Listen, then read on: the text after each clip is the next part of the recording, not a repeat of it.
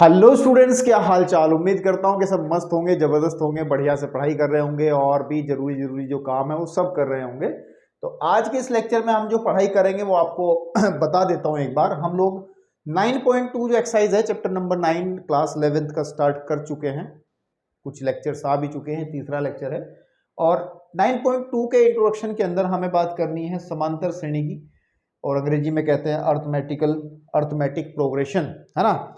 क्या कहते हैं? Arithmetic progression. तो हम आज के बाद इस समांतर श्रेणी को शॉर्टकट में एपी, मैं इसको एपी कहूंगा। और अगर किसी को कुछ याददाश्त, मतलब किसी को कुछ याद हो तो बेटा क्लास 10th में भी ये आपका चैप्टर नंबर कौन सा था? 5वां।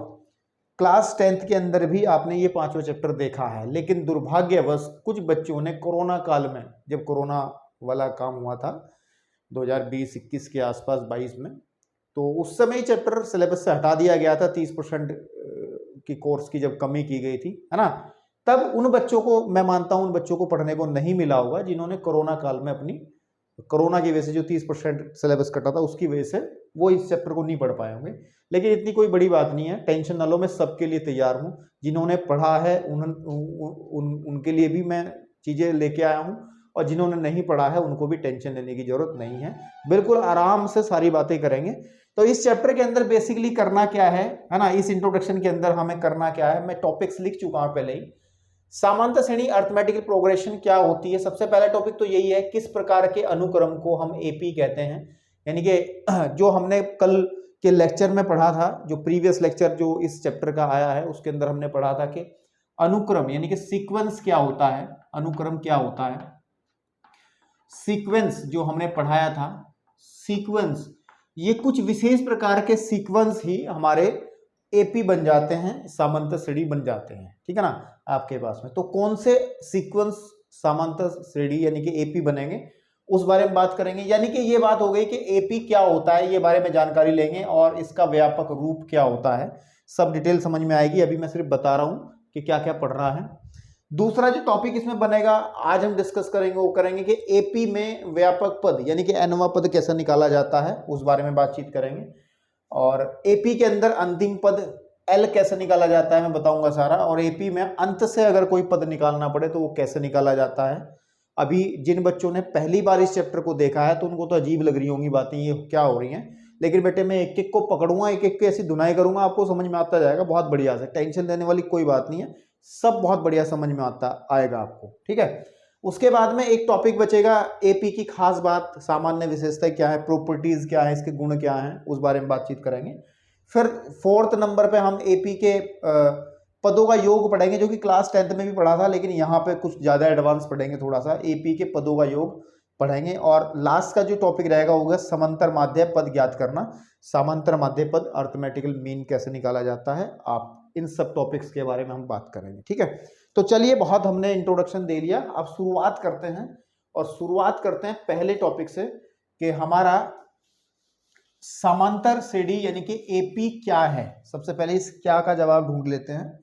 एपी क्या है? तो इधर टॉपिक लिखे, तो इधर का मेरे पास पर्याप्त जगह है, इधर करूंगा मैं। देखो, हमने इससे प्रीवियस लेक्चर के अंदर आपको सिखाया था कि अनुक्रम बताया था, अनुक्रम क्या होता है, अनुक्रम क्या होता है। और मैंने कहा था अनुक्रम को अंग्रेजी में ही आपको ध्यान रखना है, अंग्रेजी में इसको सीक्वेंस कहते हैं, है ना, सीक्वेंस कहते हैं। सीक्वेंस क्या होता था कि संख्याओं की ऐसे समूह, ऐसी सूची, ऐसे अरेंजमेंट को हम सीक्वेंस कहते हैं जिसमें कोई मैथमेटिकल रूल, कोई भी गणितीय नियम काम में आ रहा हो, है ना। इस बारे में मैं पूरी बातचीत कर चुका हूं, मैं दोबारा से नहीं बताऊंगा। तो मैं कुछ स्पेशल एग्जांपल लिख रहा हूं आपके सामने, कुछ अनुक्रम लिख रहा हूं। जैसे मैंने लिखा 2 4 6 8 10, ये अनुक्रम है। मैंने लिखा एक अनुक्रम, मैंने लिखा आपके सामने 2 3, और उसके बाद में सपोज कर लो 5, देन 7, देन 11, देन 13, ये भी एक आपके पास में। या मैंने लिखा 2 से क्यों स्टार्ट कर रहा हूँ, 3 ले लिया मैंने, फिर 9 ले लिया, 27 ले लिया, 81 ले लिया, है ना, आपके पास में ये भी। तो ये जितने भी मैंने लिखे हैं आपके सामने, ये सीक्वेंस है, ये भी एक सीक्वेंस है, ये भी एक सीक्वेंस है, ये भी एक सीक्वेंस है। क्योंकि इन सब में अगर देखा जाए, अगर इसमें देखा जाए कि ये सारे के सारे सम संख्याएं हैं, है ना, ये सारी की सारी सम संख्याएं हैं। तो एक मैथमेटिकल रूल, एक गणितीय नियम काम में आ रहा है कि हमने क्या करा है कि सम संख्याओं को एक बढ़ते क्रम में सूचीबद्ध तरीके से रख दिया है, ठीक है। और इस वाले में क्या है, इस वाले में आप ध्यान दो, ये एक ये अभाज्य संख्याओं का एक सूची है, अभाज्य संख्याओं की जो है एक समूह है लिखा हुआ, तो ये भी एक आपका अनुक्रम ही कहलाएगा। और नीचे अगर देखा जाए, नीचे क्या है, नीचे अगर हम ध्यान दें, इसको थोड़ा सा ध्यान देखें तो 3 3 एकम 3 3 तिया 9, है ना, यानी कि आप इस तरीके से इसको देख सकते हैं। इसमें नियम क्या काम में आ रहा कि यहाँ तो 3 की घात 1 है इस पद में, तो इसमें 3 की घात 2 है, इसमें 3 की घात 3 है और इसमें 3 की घात 4 है, चाहे चेक कर लो। ऐसे ही अगला पद अगर देखा जाएगा तो 3 की घात 5 कहीं ना कहीं आएगा, है ना, आपके पास में। तो इसमें जो नियम काम में आ रहा है वो ये है कि 3 की घातें बढ़ती जा रही हैं, पहले 1 फिर 2 फिर 3 फिर 4 ऐसे 5, तो ये भी एक आपके पास में अनुक्रम है, ठीक है ना। अब इन इतने सारे अनुक्रम हमारे पास में, तो 3 लिखे हैं मैंने, दुनिया में तो ऐसे बहुत अनुक्रम हैं, बहुत ही सीक्वेंसेस हैं, लेकिन कैसे सीक्वेंस को हम समांतर श्रेणी यानी कि एपी कहेंगे, कैसे को हम एपी कहेंगे उसको हमें देखना है, एपी कहेंगे किसको, ठीक है ना। तो जैसे कि नाम, एपी के नाम पे थोड़ा ध्यान दो, और वो नाम है समांतर, समांतर है ना श्रेणी। तो अगर समांतर श्रेणी की बात करें हम लोग, तो सीधी सी बात है, इसके नाम से थोड़ा क्लियर हो रहा है कि अगर समान अंतर हो, कैसा हो, समान प्लस अंतर, अगर ध्यान दें आपके पास में समान प्लस अंतर, मतलब क्या है कि किसी भी अनुक्रम के जो पद हैं, ये अनुक्रम के पद हैं, एक पहला पद, दूसरा पद, तीसरा पद, चौथा पद, पांचवा पद, ऐसे करते हुए अगर किसी भी अनुक्रम के पदों, किसी भी सीक्वेंस के पदों में समान अंतर हो, अंतर हमेशा समान हो, तो उस ऐसी श्रेणी को हम लोग, ऐसे अनुक्रम को हम समांतर श्रेणी कह देंगे, ठीक है ना, आपके पास में। तो देखो अगर इसको ध्यान दें, इन दोनों में कितने का अंतर है, अगर देखा जाए इन दोनों में कितने का अंतर है, 2 का अंतर है, देख लो 2 का अंतर है, नहीं 4 में से 2 घटाया 2 बचेगा। इन दोनों में कितने का अंतर है, 6 में से 4 घटाओ तब भी 2 का अंतर है। इन दोनों में कितने का अंतर है, 8 में से 6 घटाओ तब भी 2 का अंतर है। इन दोनों में से अंतर देखो, 10 में से 8 घटाओ कितना अंतर आ जाएगा। आप देख पा रहे हैं कि हर एक अपने अनुवर्ती जो हमारे पास में जो भी पद है उनके बीच में 2-2 का अंतर है, यानी कि समान अंतर है। इसका मतलब ये रहा कि ये एपी कहलाएगी, ये क्या कहलाएगी, एपी कहलाएगी, ठीक है ना, आपके पास में। ऐसे ही अगर इसमें ध्यान दें, इसमें अंतर देखा जाए, इन दोनों में कितने का अंतर है, 3 में से 2 जाकर के 1, ठीक है ना, 3 में से 2 जाकर के 1 आपके पास में, ठीक है ना, 3 में से 2 जाकर के 1, और अगर 3 और 5 में देखा जाए तो 3 में से 5 जाकर के हमारा बचेगा 2, तो ये तो यही गड़बड़ हो गया मामला, क्योंकि 2 पदों के बीच में, इन पहले 2 पदों के बीच में 1 का अंतर है, इन दोनों के पदों के बीच में 2 का अंतर आ गया। इसका मतलब क्या है, इसका मतलब ये है मेरे भाई, बिल्कुल गलत है, ये एपी नहीं है, ये एपी नहीं है, this is not arithmetic progression, है ना, आपके पास में। नीचे वाले में बात करें, नीचे में देखो अगर अंतर देखा जाए तो इन दोनों में अंतर आ रहा है, 9 में से 3 जाकर के 6, 27 में से 9 जाकर के बचता है आपका कितना, 27 में से 9 जाके बचता है आपका 18, है ना, आपके पास में 27 में से 9 जाके बचता है आपका 18, और ये भी गलत हो गया, है ना, ये भी गलत हो गया। पहले 2 पदों में 9 6 का अंतर, और बाद के दोनों पदों में, इन दोनों में 18 का अंतर, तो ये भी एपी नहीं होगी, है ना। एक और देखते हैं, जैसे मैंने लिखा 100 लिखा, फिर 105 लिखा, 110 लिखा, 115 लिखा, 120 लिखा, ऐसे लिखता जाऊं, तो उसको चेक करना जरा ये एपी है या नहीं है। तो अंतर देखो, इन दोनों में अंतर कितना है, 105। देखो अंतर देखते समय हम आगे वाली टर्म में से पिछले वाली टर्म घटाएंगे, समझ में आ रही बात नहीं, यानी कि इसमें से इसको घटाएंगे, आगे वाले में से पीछे वाले को घटाएंगे। तो 105 में से 100 को घटाएंगे तो अंतर 5 आ गया, फिर 110 में से 105 को घटा लो तो भी अंतर 5 आ गया, 115 में से अगर 110 को घटाएंगे तो भी अंतर 5 आ जाएगा, 120 में से 115 घटाएंगे तब भी अंतर 5 आ जाएगा। हाँ, ये हमारी अर्थमेटिकल प्रोग्रेशन है, यानी कि एपी है।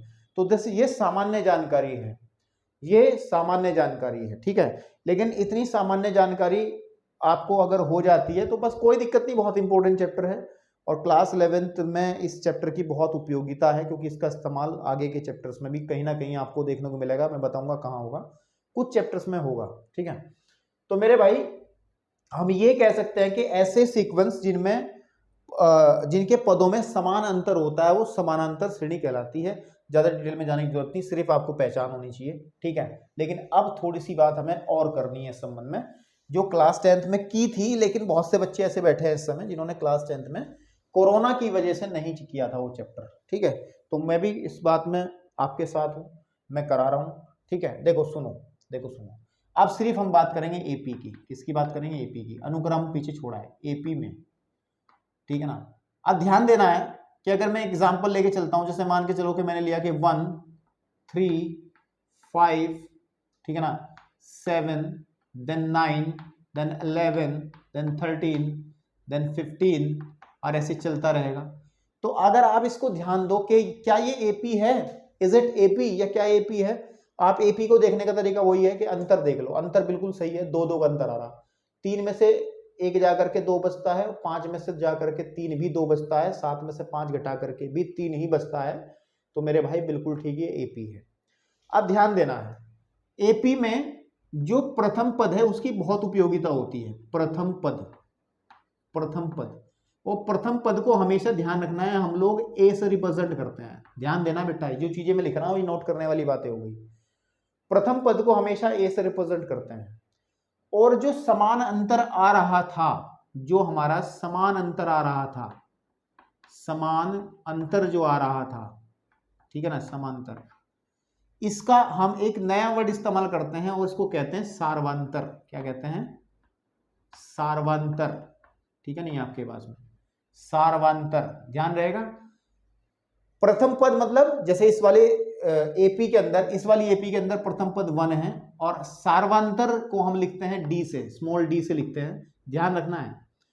और अगर सार्वांतर की बात करते हैं तो वो अंतर जो कि सेम है हर जगह, वो कैसे पता करेंगे? दूसरे पद में से पहला पद घटा करके। दूसरे पद में से पहला पद घटाओ तो कितना आया मेरे पास में? 2 आया। या किन्हीं भी 2 पदों को उठा लो, आप चाहे तो इन दोनों में देख सकते हो, अगर समांतर श्रेणी है तब इनमें भी देख सकते हो। 9 में से 7 घटा करके भी 2 ही आएगा। तो जो हमारे पास में कॉमन डिफरेंस होगा, इसको अंग्रेजी में कहते हैं कॉमन डिफरेंस। क्या कहते हैं? Common difference. क्या कहते हैं बेटे?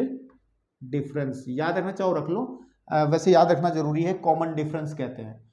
तो इस कॉमन डिफरेंस को निकालने के लिए सीधी बात है, जैसे 3 - 1 दैट इज इक्वल टू 2 है ना, इस वाले में 2 आ गया। तो आज के बाद दिमाग में रखना है आपको कि ए मीन्स प्रथम पद और डी मीन्स कॉमन डिफरेंस, है ना। ए मीन्स फर्स्ट टर्म है ना, अंग्रेजी में इसको कहेंगे फर्स्ट। प्रथम को क्या कहते हैं? FIRST फर्स्ट, और पद को कहते हैं टर्म। फर्स्ट टर्म तो होती है ए और कॉमन डिफरेंस होता है डी, ठीक है ना। इस चीज को ध्यान देना है, ठीक है। तो आपको समझ में आया होगा। अब सुनो मेरी बात, अब सुनो भाई, नोट करते रहना, आज बहुत रफ कर रहा हूं मैं साथ साथ। अब सुनो, देखो, यदि, ठीक है ना, यदि किसी एपी में अर्थमेटिक प्रोग्रेशन में ए प्रथम पद ए, ठीक है ना, प्रथम पद ए तथा सार्वांतर मतलब कॉमन डिफरेंस डी हो तो, ठीक है ना, तो एपी क्या बनेगी? देखो एपी क्या बनेगी, तो एपी निम्न विधि से लिखी जा सकती है, विधि से बनाई जा सकती है।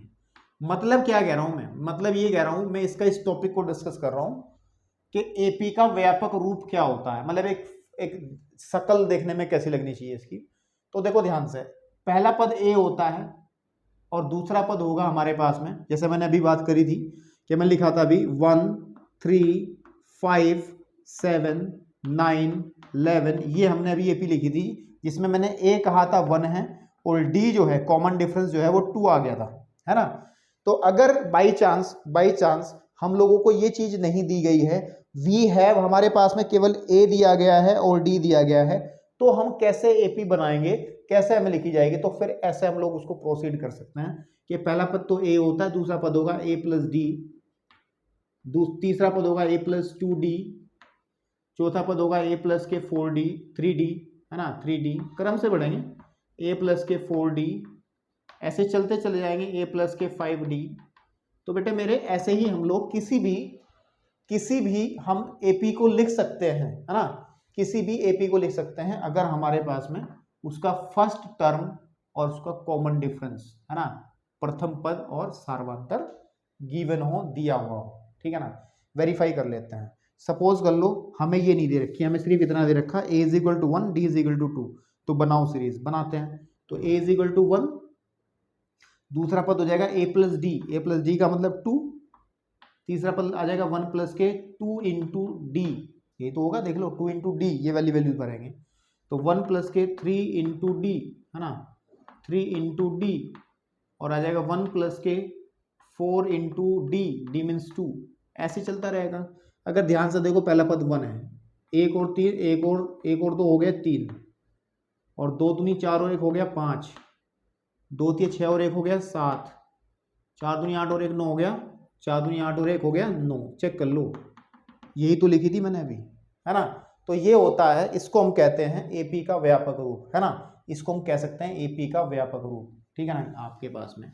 तो ध्यान देना है, ये क्या है, ठीक है, ये क्या है, ये AP का व्यापक रूप है। ये कैसा है, व्यापक रूप है, एक ऐसा रूप जिससे हम लोग निकाल सकते हैं। अगर आपको A और D पता है तो इट मीन्स आप आसानी से उस AP को फाइंड आउट कर सकते हो, ठीक है ना, आपके पास में। तो मीन्स हमने ये बात समझा दी, ये पहला टॉपिक हमने डिस्कस कर लिया मेरे भाई।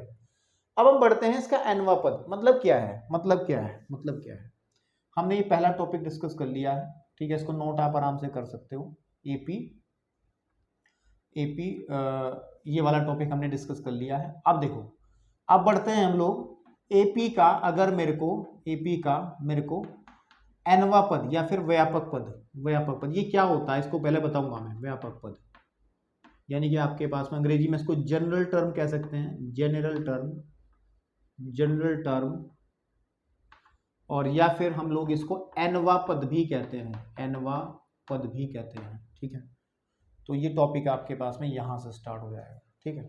मतलब क्या है, एक AP उठाओ, सपोज कर लो मैंने वो उठा लो 1 3 एंड 5 देन 7 9, ये मेरी एक AP है। मैं आपको सपोज कर लो 70वां पद पूछ लिया, ठीक है ना, आपको 70वां पद पूछ लिया। अभी द्विपद पर मैं करके आया, वहां भी ऐसे क्वेश्चंस किए थे, लेकिन छोड़ो उधर के बारे में मत सोचो, तो कुछ ज्यादा ही लेवल वाला चैप्टर था। ये बड़ा आसान है कि इस AP में, है ना, इस AP में ये जो AP दी गई है मेरे पास, अर्थमेटिक प्रोग्रेशन दी गई है ना, इस AP में मेरे को 70वां पद निकालना है। तो मेरे पास तरीका है कि मैं लिखता चला जाऊं, जैसे ये पहला है, ये दूसरा है, ये तीसरा है, ये चौथा है, ये पांचवा है, फिर छठा आएगा, सातवां आएगा, आठवां आएगा, भरते रहो कॉपियां आराम से, ठीक है। कहीं ना कहीं 70 भी आएगा, ये 70वां भी आएगा, ये तो वो काम नहीं करना है आपको। उसके लिए हमें एक फॉर्मूला बनाना है, और उसी फॉर्मूले को हम कहते हैं व्यापक पद या फिर nवां पद। आप nवां पद जब निकाल लोगे, nवां पद का एक फॉर्मूला बना लोगे, तो बेटे मेरे, तो अगर हम n का मान यहाँ पे 70 भर देंगे तो हम आसानी से 70वां पद निकाल लेंगे, है ना। n का मान रखते ही 70, हम 70वां पद निकाल लेंगे। तो उसके लिए क्या फॉर्मूला बनेगा, मैं फॉर्मूला जनरेट करके दिखाता हूँ और आपको समझाता हूँ। ये सब क्लास 10th की बातें हैं, लेकिन हम लोग यहाँ करेंगे, इसके बिना काम नहीं चलेगा बिल्कुल भी बेटे। चलिए, अच्छा सुनो मेरी बात, अब ध्यान से सुनना। चूंकि हमें एक बात पता है, चूंकि हम लोगों को पता है कि पहला पद जो है हमारा, पहला पद जो A1 पहला पद होता है ना। अच्छा सुनो, A1 मतलब पहला पद, A2 मतलब दूसरा पद, A3 मतलब तीसरा पद, A4 मतलब चौथा पद, ऐसे लिख सकते हैं ना, याद रहेंगी ना बातें। तो मेरे भाई अगर हम देखें, चूंकि हमारे पास जो A1 होता है, A1 का मतलब तो ये होता है पहला पद A होता है, ठीक है। और ध्यान दें, यानी कि जो दूसरा पद है A2 दूसरा पद है, वो होता है A प्लस का D, बहुत ध्यान से समझना है बात। फिर मेरे भाई जो तीसरा पद होता है A3, वो होता है A प्लस के 2D, देख लो ना, ये तीसरा पद है, ये पहला पद है, ये दूसरा पद है, ये तीसरा पद है, कोमा लगा है, कोमा दिख रहा होगा आपको, जूम करके क्वालिटी में देखना ना वीडियो को, बढ़िया, तब दिखाई देंगी सब चीजें मस्त। अगर इसी तरीके से बढ़ाएं तो चौथा पद क्या आ जाएगा, a प्लस के 3d आ जाएगा। और a5 मेरे पास मिलेगा बेटा a+के 4d। ऐसे जिंदगी भर बीत जाएंगे, हम लिखते चले जाएंगे, लेकिन चलते चलते चलते चलते चलते चलते मेरे भाई अगर हम कहीं पर an यानी कि nवां पद निकालेंगे तो ऊपर से हमने क्या शिक्षा ली, ऊपर से शिक्षा देखो, इस a1 को लिखा जा सकता है 0 इंटू डी। देख लो भाई 0d मतलब खत्म हो गया, यदि a ही आ गया ना, सीधी बात है ना।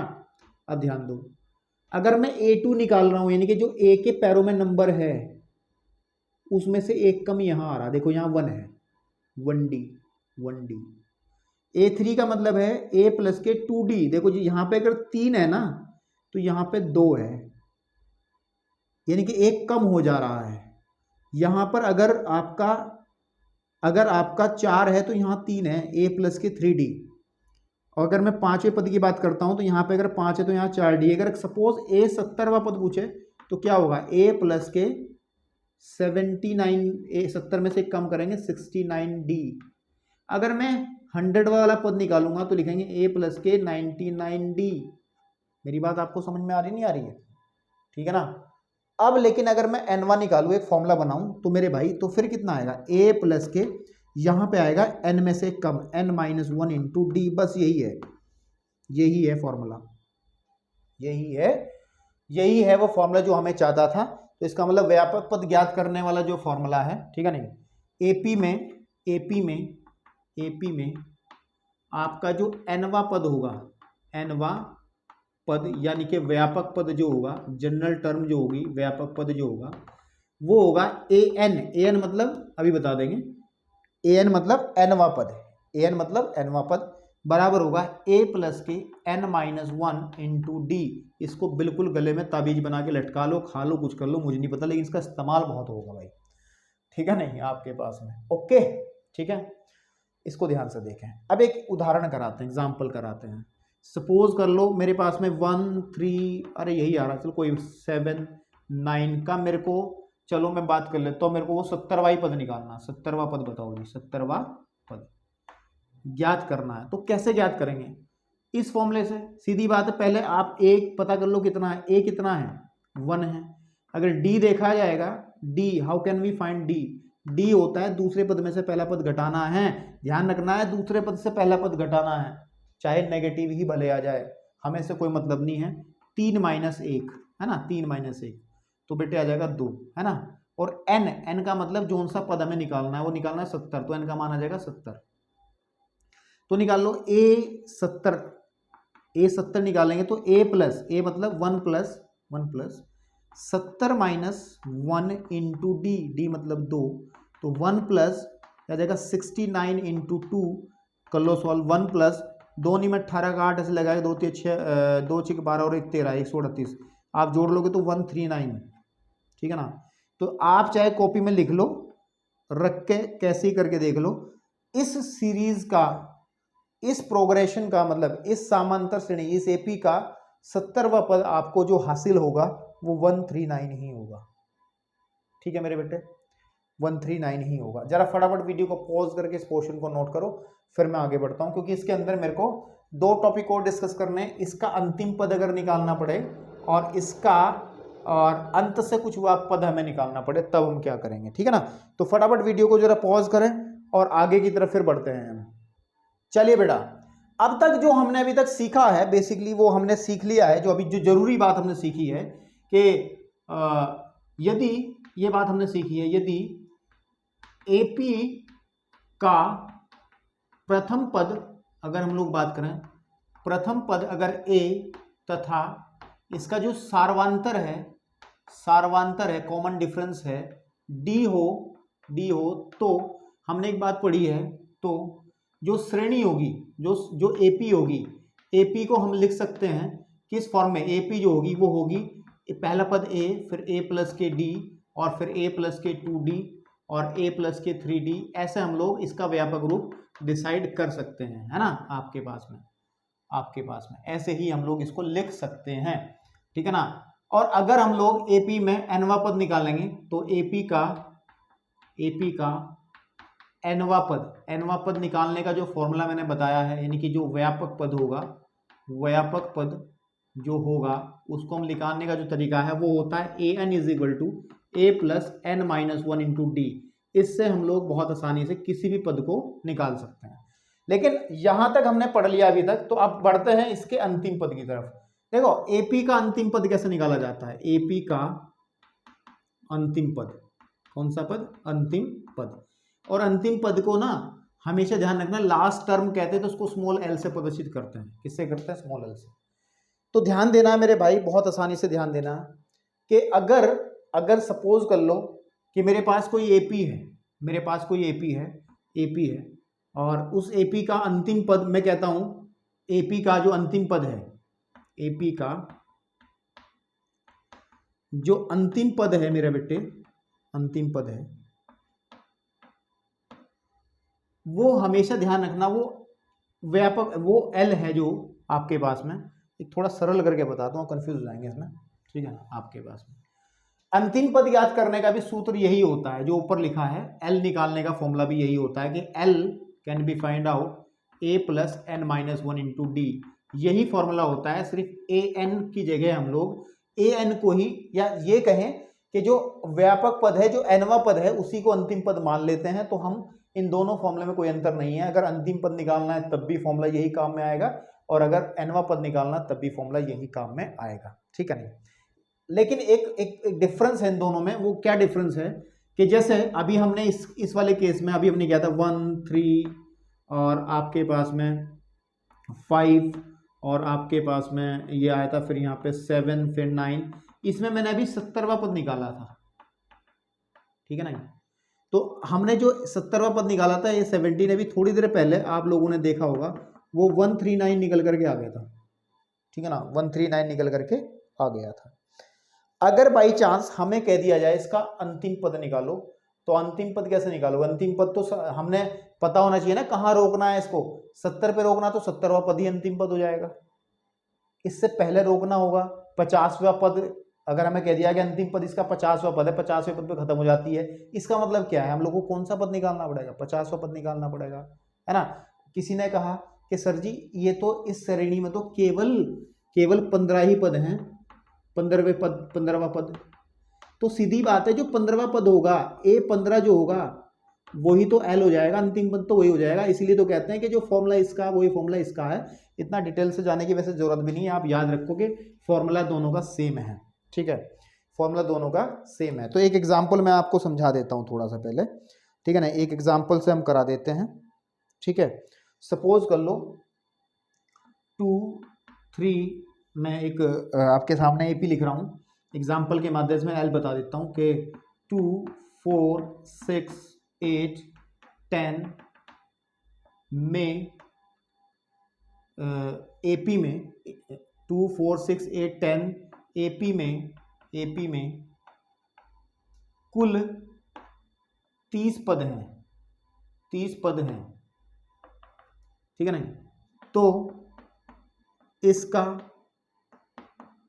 अंतिम पद ज्ञात करो, अंतिम पद ज्ञात करो। देखो कैसा बेवकूफ बनाया जा रहा है हमारा, पद ज्ञात करो, ज्ञात करो। अरे भाई जब 30 पद हैं तो 30वां पद ही तो अंतिम पद होगा। इसका मतलब एल निकालने के लिए you can use this formula, या ये वाला निकाल लो। L is equal to A plus A क्या है, 2 है, 2 प्लस एन माइनस 1, क्योंकि टोटल पद कितने हैं 30 है, तो ये एन का काम करेगा। 30 माइनस 1 इंटू डी, डी कितना है 4 में से 2 घटा के देख लो 2, तो आ जाएगा 2 प्लस, है ना, और 29 इंटू 2 तो आ जाएगा 2 प्लस 58, या फिर आपके पास में 60 जो है इसका आ जाएगा अंतिम पद। अंतिम पद ऐसे आप निकाल सकते हो, ठीक है, ओके। अब सुनो आ गया, यानी कि ये टॉपिक भी हमने डिस्कस कर लिया। अब एक टॉपिक और बचता है, वो है अंत से पीवा पद। अगर कोई श्रेणी हमारे पास में दी गई है, इसको नोट करेंगे, एग्जाम्पल को करना चाहो कर लो, लेकिन अब मैं करता हूं जो अगला फॉर्मूला मुझे बताना है, ठीक है ना। एक टॉपिक ये हो गया। अब देखो अंत से पीवा पद, ये पीवा पद क्या है मैं क्लियर करता हूं। पीवा पद ज्ञात करना। सपोज कर लो एग्जाम्पल से समझाता हूं कि आपके सामने एक श्रेणी है 1 3 5 7 9 है ना, इस तरीके से चलती चलती चलती चलती इसका हमें अंतिम पद दे दिया। क्या दे दिया? अंतिम पद दे दिया। और अंतिम पद दे दिया मेरे पास में 51। क्या दे दिया? 51। कि इसका अंतिम पद क्या है? 51 है। ये एल है, यानी कि ये श्रेणी, ये जो एपी है कहाँ से स्टार्ट हुई? ये 1 से स्टार्ट हुई, खत्म कहाँ हो रही? 51 पे हो रही है। और भाई साहब ने कहा है में अंत से 7वां पद ज्ञात करो। 7वां पद ज्ञात करो।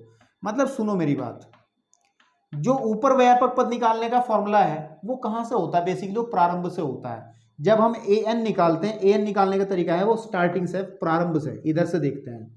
लेकिन ये उल्टे काम करा रहा, ये कह रहा ना ऐसा नहीं। जैसे मान के चलो 1 3 5 7 9, इधर से जो 3 है ना, ये 3 है, ये दूसरा पद है। लेकिन अगर मैं 51 से देखूँ तो ये कौन सा पद बनेगा? ये 50वां पद बनेगा।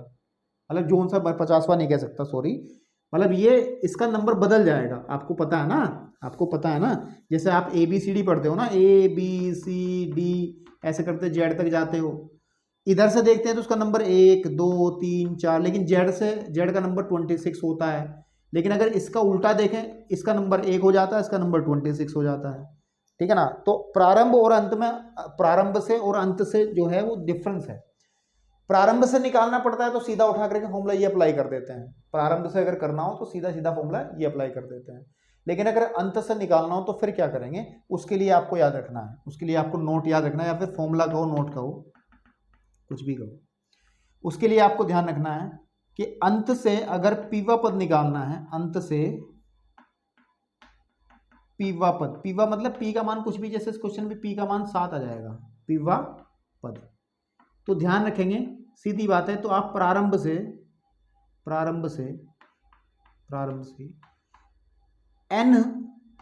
n प्लस पी माइनस 1वां पद निकाल लोगे, वह पद निकाल दोगे। ये नोट ध्यान रखना है आपको।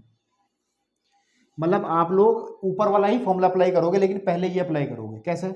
जैसे इस वाले क्वेश्चन में अप्लाई करता हूं मैं, अंत से 7वां पद, ठीक है? तो प्रारंभ से कौन सा पद बनेगा वो बताओ? प्रारंभ से कौन सा पद बनेगा? n। अब n का मतलब क्या है? n का मतलब क्या है? n का मतलब होता है पदों की संख्या। कितने पद हैं इसमें? पदों की संख्या। लेकिन मेरे भाई, मेरे बेटे, मेरे लाल, इसके अंदर हमें n नहीं पता है। हमें ये तो पता है कि इसमें अंतिम पद क्या है, ये l है। ध्यान रखना, ये n नहीं है, ये n नहीं है मेरे भाई। n तो तब होता है जब कहता है 51वां, है ना, आपके पास में। तो ये n नहीं है, ये l है। तो इसको, क्वेश्चन को करने के लिए हमें सबसे पहले ये पता होना चाहिए कि इस श्रेणी के अंदर, इस एपी के अंदर कितने पद हैं। मेरी बात समझ रहे हो? इस एपी के अंदर 1 से जब स्टार्ट होती है 51 पे खत्म होती है, तो उसमें कितने पद हैं? जो वो पदों की संख्या होगी आपके पास में, जो पदों की संख्या होगी। n क्या है? n जो है वो पदों की संख्या है, पदों की संख्या। तो पहले मेरे को पदों की संख्या ही निकालनी पड़ेगी, और उसके लिए बहुत आसान तरीके से हम इस फॉर्मूले का इस्तेमाल करके n निकाला जा सकता है। क्यों? इस फॉर्मूले को ध्यान से देखा जाए तो हम लोग अगर इसके लिए अप्लाई करें इस फॉर्मूले को, देखो इस AP के अंदर a का जो मान है वो 1 है, और d का जो मान है वो 3 में से जब 1 घटेगा तो 2 है, और l जो है मेरे पास में वो कितना है? 51 है। अंतिम पद कितना है? 51 है। ठीक है मेरे भाई? अब इस फॉर्मूले के अंदर बेसिकली 4 चीजें हैं, एक l, एक ये। तो यानी कि अगर कोई भी 3 पता चल जाए तो चौथी निकाली जा सकती है गुणा भाग करके। तो सीधी बात है, 3 पता चल गई तो चौथी निकाल लेते हैं। हमें पता है L इज इक्वल टू होता है a प्लस के n माइनस 1 इंटू डी। तो a कितना है? 1, सॉरी L कितना है? L कितना है? 51। a कितना है? 1 प्लस, और n हमें निकालना है, और d हमारा है 2। ठीक है ना? d हमारा है 2। तो अगर मैं इसको 1 को उधर ले जाऊंगा तो बचेगा 50 is equal to n minus 1 into 2। इस 2 को मैं यहाँ से हटा के बटे में पहुँचा दूंगा, यह आ जाएगा 25, है ना? तो इसका मतलब आ जाएगा 25 is equal to n minus 1, या फिर 1 को उधर पटक दो, 25 और 1 हो जाएगा 26 n, यानी कहने के बाद n का मान आ जाएगा 26। इसका मतलब जब ये सीरीज 1 से स्टार्ट होती है, जब ये श्रेणी 1 से स्टार्ट होती है, ये जो श्रेणी आपके पास में है, ये जो AP जो आपके पास में है वो 1 से स्टार्ट होती है, 51 तक जाते जाते जाते जाते इसमें 26 पद होते हैं, यानी कि 51 इसका 26वां पद है। लेकिन मेरे को तो क्या निकालना है, मेरे को निकालना है इस 51 से 7वां पद कौन सा होगा, उसके लिए पहले ये फॉर्मूला हम लोग अप्लाई करेंगे, ठीक है ना। तो अब मुझे थोड़ी जगह चाहिए और जगह मैं यहाँ वाली चीज में रफ कर दे रहा हूँ, क्योंकि ऊपर वाली चीज में पढ़ा ही चुका हूँ आपको कायदे से, अच्छे से, बढ़िया से, ठीक है ना। आपके पास में बढ़िया से पढ़ा चुका हूँ, कोई दिक्कत नहीं है। चलिए अब देखो ध्यान से, अब देखो ध्यान से मेरे भाई, ध्यान से देखना, ध्यान से देखना। मेरे पास अंत से हमें निकालना है 7वां पद।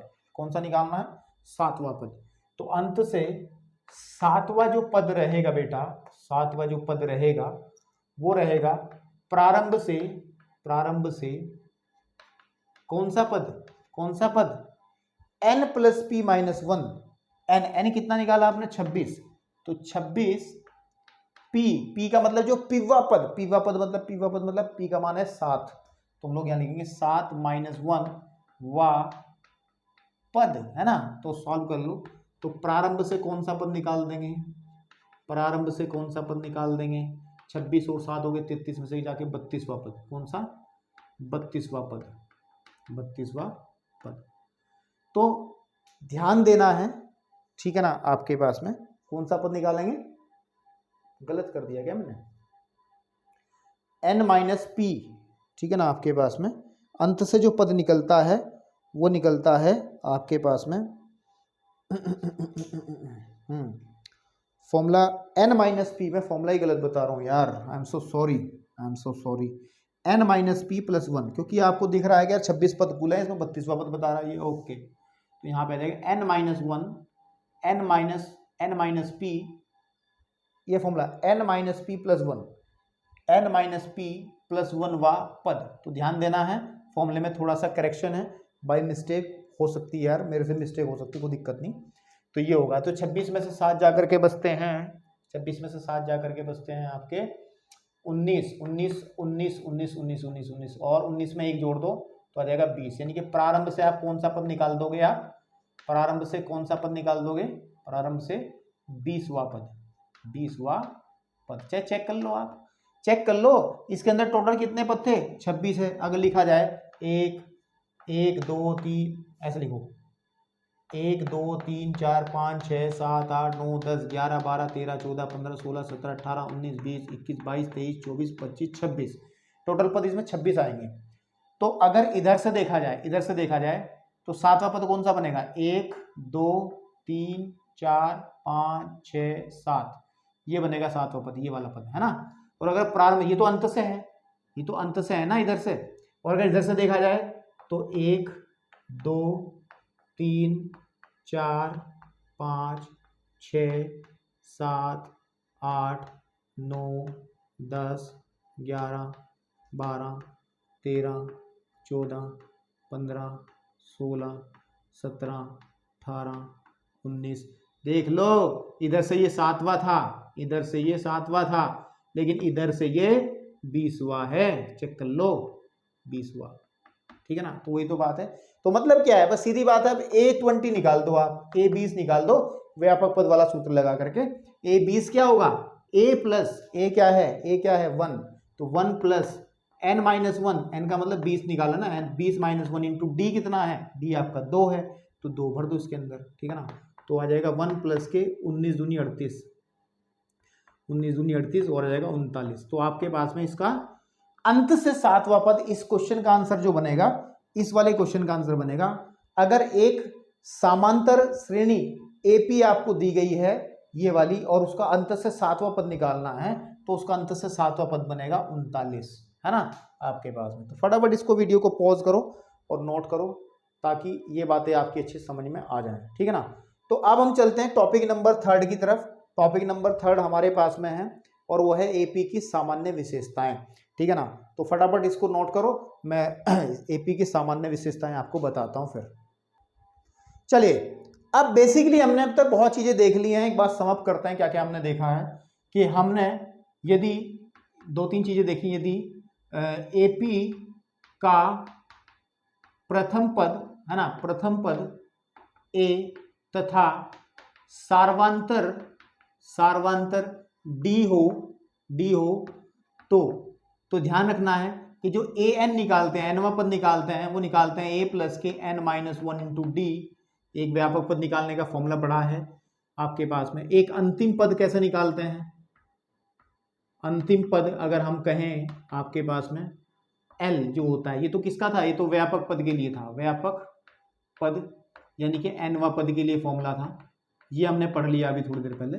और एल निकालने का फॉर्मूला भी आपका ए प्लस के N minus one into D ही रहेगा, है ना। और अगर आपको अंत से पीवा पद निकालना पड़े, अंत से पीवा पद निकालना पड़े, पीवा पद, तो निकालते हैं कि हम लोग फिर प्रारंभ से देख लेते हैं, प्रारंभ से N minus P plus one वा पद काउंट कर लेते हैं। ये सब चीजें हमने पढ़ी है जिनका यूज जो है एक्सरसाइज के अंदर होता रहेगा, कहाँ किसका हो जाए इसका हमें पता नहीं है। अब हम थोड़ी सी बात पढ़ते हैं कि एपी की सामान्य कुछ खास बातें, है ना, सामान्य विशेषताएं क्या हैं, विशेषताएं क्या हैं। देखो कोई एपी उठा लो आप, मान के चलो मैंने सिंपल ले रहा हूं, मैं लिया के 10, 20, 30, 40, 50, 60 एंड सो ऑन। ये मेरे पास में कोई एपी है, ये कोई एपी है, ठीक है ना, ये कोई एपी है, ये कोई एपी है। अब इस एपी की खास विशेषता क्या है? देखो थ्योरी तो मैं लिखवा नहीं रहा हूँ, थ्योरी अगर लिखना चाहोगे तो आप अपनी नोट्स में लिखना चाहोगे तो आपका 9.4 जो आर्टिकल है उसमें विशेषताएं पूरी डिटेल से लिखी, लेकिन मैं आपको बता रहा हूँ कि क्या क्या उसके अंदर होता है। देखो उसने सबसे पहली विशेषता इसकी ये होती है कि समांतर श्रेणी के प्रत्येक पद से, अगर प्रत्येक पद में अगर कोई एक पद जोड़, कोई भी एक संख्या जोड़ दी जा सभी में, तो एपी ही रहेगी, उसकी एपी वाले गुणों पे कोई प्रभाव नहीं पड़ेगा। मतलब क्या है? देखो अगर मैं सपोज कर लो इस एपी के अंदर प्रत्येक पद में 2 जोड़ रहा हूं, मैं यहां लिख रहा हूं 10 और 2 12, 20 और 2 22, 30 और 2 32, 40 और 2 42, 50 और 2 50 और 2 50 और 2 52, 60 और 2 62। तो आप मुझे बताओ, ये तो एपी थी, ये तो एपी थी, तो ये भी तो एपी होगी। चेक कर लो, एपी चेक करने के लिए डिफरेंस देखते हैं, दूसरे में पद में से पहला पद घटाओ, अंतर देखो समान अंतर है या नहीं है। 10 देख लो, इसमें भी 10, इसमें भी, ऐसे नहीं देखना है, ऐसे नहीं देखना है, ऐसे जोड़े बना के नहीं देखना, जोड़े बना के नहीं देखना है मेरे भाई। कैसे देखना है? इन दोनों के बीच में अंतर 10 है, फिर 32 में से ये 22 घटेगा तब भी 10 है, 42 में से जब 32 घटेगा तब भी 10 है, 52 में से 42 घटेगा तब भी 10 है, 62 में से भी ये घटेगा तब भी 10 है। तो इसका मतलब क्या है कि कोई प्रभाव नहीं पड़ता, मतलब कोई प्रभाव नहीं करता। किसी समांतर श्रेणी के प्रत्येक पद में से एक अचर पद जोड़ा जाए, अचर मतलब सब में अगर 2 जोड़ रहे हैं तो सब में 2 ही जोड़ते जाएंगे। ऐसा नहीं है कि आपने इसमें 2 जोड़ा, इसमें 4 जोड़ा, इसमें 10 जोड़ा, ऐसा कुछ नहीं। कि अगर एक संख्या सब में जोड़ी जाए तो एपी पे कोई फर्क नहीं पड़ेगा, वो एपी ही रहेगी। वो क्या रहेगी? वो एपी ही रहेगी। सिमिलरली अगर मैं क्या करूं, प्रत्येक पद में से कुछ घटा दूं, मान के लो मैंने प्रत्येक पद में से 5 घटा दिया, कि 10 में से मैंने 5 घटाया तो 5 आ गया, 20 में से 5 घटाया तो 15 आ गया, 30 में से 5 घटाया तो 25 आ जाएगा। और अगर मैं इसको इसमें से मैं 5 घटाऊं तो 35 आ जाएगा। तो मेरे भाई देखो, क्या ये एपी था? क्या ये भी एपी रहेगा? क्या घटाने से, जोड़ने से तो कोई प्रभाव नहीं पड़ा, जोड़ने से तो एपी ही रहा, एपी ही रहा। अब देखते हैं घटाने से क्या होता है, क्या एपी रहता है या नहीं रहता। तो देखते हैं, 15 में से आप 5 घटाओ तो कितना आ जाएगा? 10 का अंतर। 25 में से 15 घटाओ तो कितना? 10 का अंतर। 35 में से ये घटाओ तब भी 10 का अंतर। इससे अगला वाला आएगा 45, 45 में से 35 घटाओ तब भी 10 का अंतर। और इससे अगला आएगा 55, है ना, आप देख लो ना, 65 60 में से घटा के इन दोनों का अंतर भी 10 आएगा। तो कोई प्रभाव नहीं पड़ रहा, मतलब घटाने से भी कोई प्रभाव नहीं पड़ता है। तो एपी का ये भी एक एपी ही है, एपी ही है ना, एपी ही है। तो घटाने से, जोड़ने से कोई प्रभाव नहीं पड़ रहा है। ठीक है, तो 2 प्रॉपर्टी ये हो गई कि जोड़ने से कोई फर्क नहीं पड़ता, किसी एक संख्या को जोड़ते चले जाएं प्रत्येक पद में तब भी एपी ही रहेगी और घटाने से भी कोई प्रभाव नहीं पड़ता है। तो अब एक और अगर हम गुणा करके देख लें, सपोज कर लो मैंने गुणा करी 3 से गुणा कर दी, मैं इसके 3 से गुणा करी तो 3 10 या 30, 3 से मैं गुणा कर रहा हूँ, 3 से गुणा, ठीक है ना। तो 3 से 10 या 30, यहाँ आ जाएगा 20 या 60, 30 या 90, 120, 50 या 150 और 60 या 180। अब देखो चेक करो क्या ये एपी है। एपी का मतलब समानांतर रहा, घटाओ, 60 में से 30 घटा कर बचते हैं 30, 90 में से 60 घटा करके बचते हैं 30, 120 में से 90 घटा करके बचते हैं 30, बिल्कुल ठीक बात है। 150 में से 120 घटा के बचते हैं 30 और फिर 120 में से घटा करके बचते हैं तब भी 30, तब भी एपी है। गुणा से एपी ही है। अगर गुणा करने से भी आपका कोई फर्क नहीं पड़ रहा है, गुणा कोई एक संख्या से गुणा कर दोगे तब भी वो एपी ही बनी रहेगी। चलो अब भाग करके देखते हैं, लास्ट वाला टॉपिक, और भाग करके देखते हैं कि कोई अगर हमारे पास में कोई संख्या से इसको भाग कर दूं, सपोज कर लो मैं 2 से भाग कर दे रहा हूं। किससे भाग कर दे रहा हूं? 2 से भाग कर दे रहा हूं पूरी एपी को, 2 से भाग। तो 2 से भाग करूंगा, 10 को 2 से भाग करूंगा तो 10/2, 20/2, 30/2, 40/2, 50/2, 60/2, ये तो एपी है ना।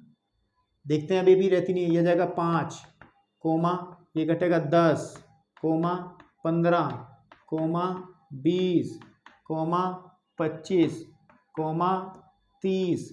चेक करो क्या ये एपी है। इन दोनों का अंतर देखो, 10 में से 5 जाके 5 बचता है, 15 में से 10 जा करके फिर 5 बचता है, 20 में से 15 जा करके फिर 5 बचता है, 25 में से 20 जा करके फिर 5 बचता है और 30 में से 25 जाकर फिर 5 बचता है मेरे भाई, फिर 5 बचता है। इसका मतलब ये फिर से एपी है, तो किसी संख्या को जोड़ दो, किसी को घटा दो, किसी को गुणा कर दो या भाग कर दो तो एपी ही रहेगी, वो कोई उसके सीक्वेंस पे कोई फर्क नहीं पड़ेगा, ठीक है नहीं, आपके पास में वो एपी ही रहेगी। तो मेरे बेटे हमने जो बात पढ़नी थी हमने विशेषताएं पढ़ ली हैं। अब हमारे पास में बचता है इसके n पदों का योगफल और समांतर माध्य वाला पद, ठीक है ना। समांतर माध्य कैसे निकलता है।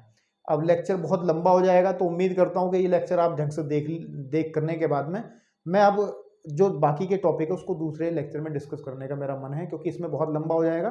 तो इसको यहीं रोकते हैं और नेक्स्ट लेक्चर के अंदर आपको मिलेगा n पदों का योग, यानी कि पदों का योग, एपी के पदों का योग और आपके पास में समांतर माध्य है ना, समांतर माध्य। ये दोनों टॉपिक्स मैं अगले उसमें ही डिस्कस करूंगा। धन्यवाद।